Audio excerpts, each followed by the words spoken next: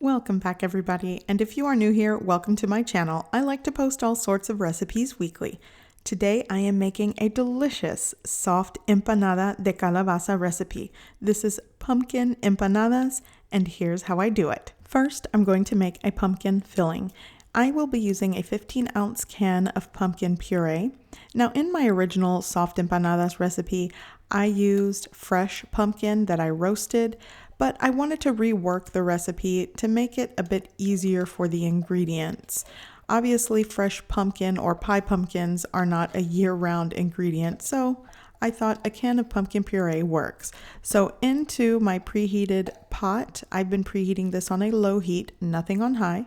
Now I'm going to add some piloncillo. I will be adding 3/4 of a cup of shaved piloncillo. And basically this is what it is. It's brown cane sugar. It comes in this large wheel. Sometimes it comes in a cone.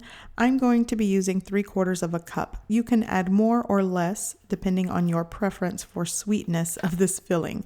And I'm just sort of shaving it off.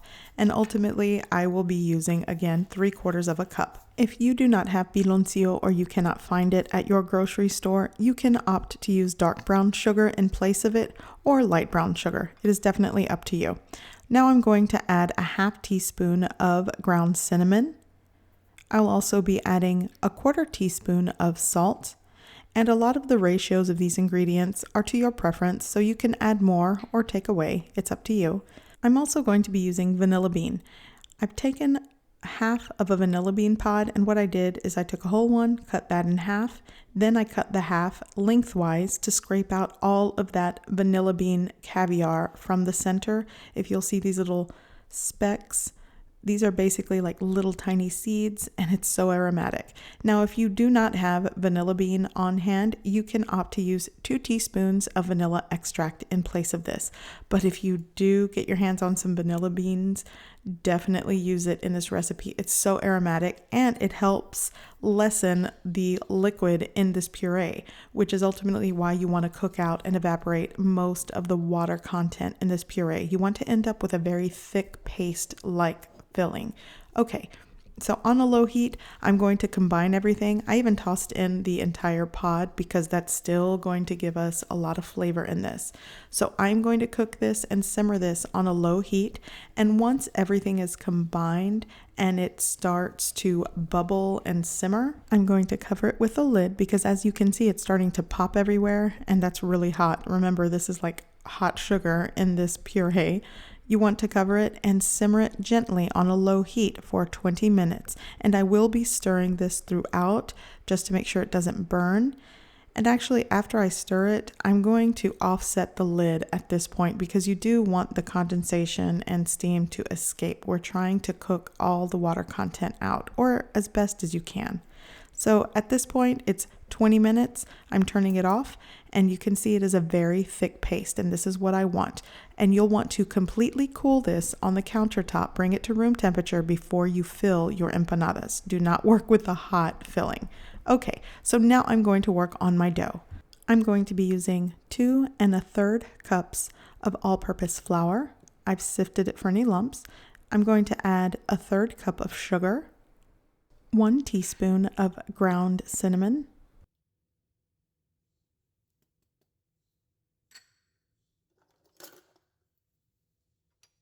a 1/4 teaspoon of salt. I'm also going to be using a 1.5 teaspoons of active dry yeast. I'm going to give that a mix. And if you want, you can definitely activate your dry yeast in the warm milk that I'll be using. But I wanted to try something different because in my last recipe, I found that the bread was too puffy. So I want to test this out. Now I'm going to add 7 tablespoons of softened butter.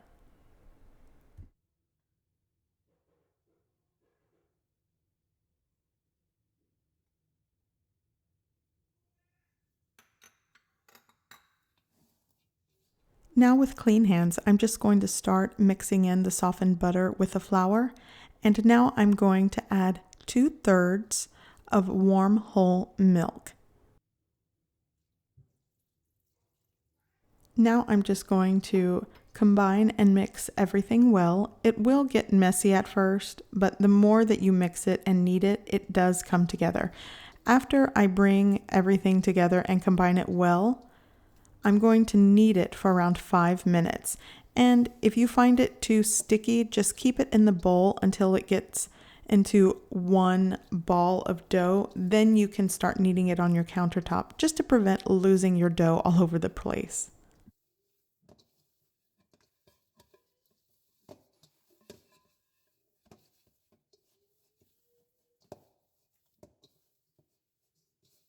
As you can see, my dough ball has formed, and now I'm going to turn it out onto my countertop.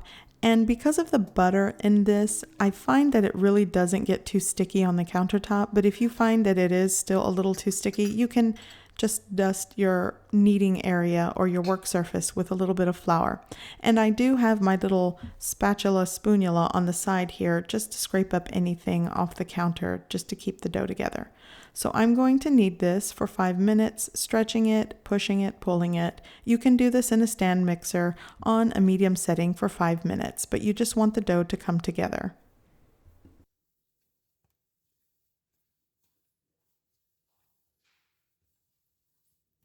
Okay, so typically I don't weigh this when I'm just making it at home, but I wanted to show you this is 21.6 ounces. It's 612 grams.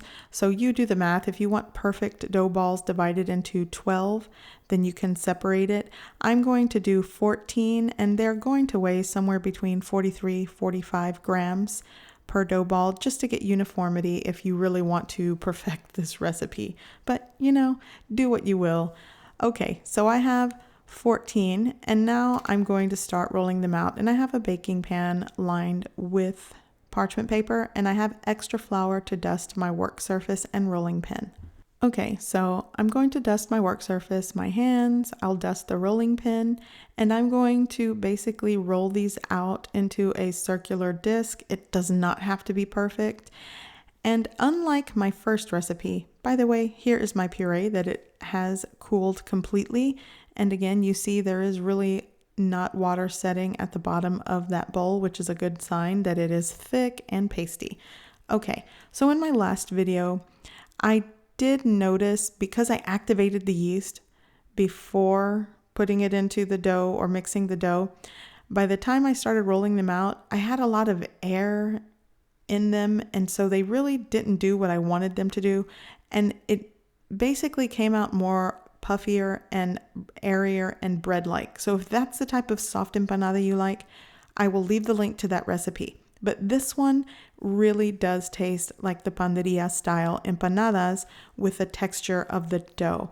So I went ahead and added around a tablespoon and a tablespoon and a half to this empanada. I folded it over and just giving it a firm press on the outer edges to seal it, and that is it. And I'm going to place it on my lined baking sheet. Now, the filling is up to you. I sometimes use a tablespoon that works, a tablespoon and a half works. It's definitely up to you and to your preference. And there will be some filling left over because I use the entire can. And you can definitely save that, or you can just eat it like my husband does. Okay, so I'm going to speed things up a bit and continue making my empanadas.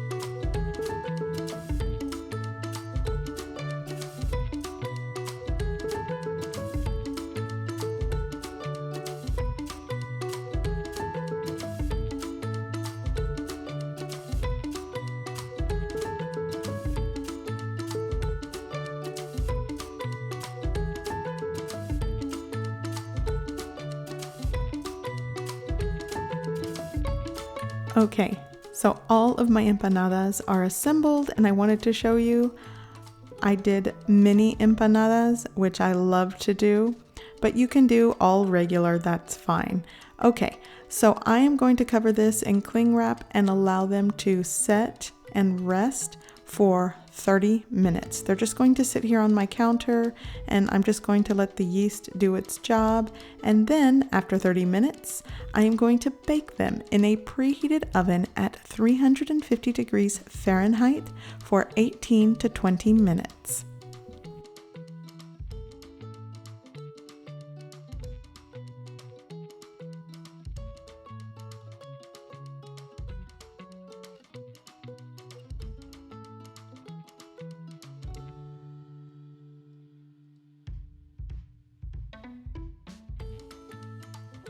It has been 20 minutes and my empanadas are done and my house smells like a Mexican bakery. It's so good.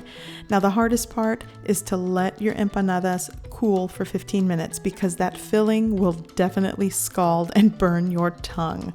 You can definitely store these in a storage container for up to 3 days. I think anything after they start to go stale, but take a look at this.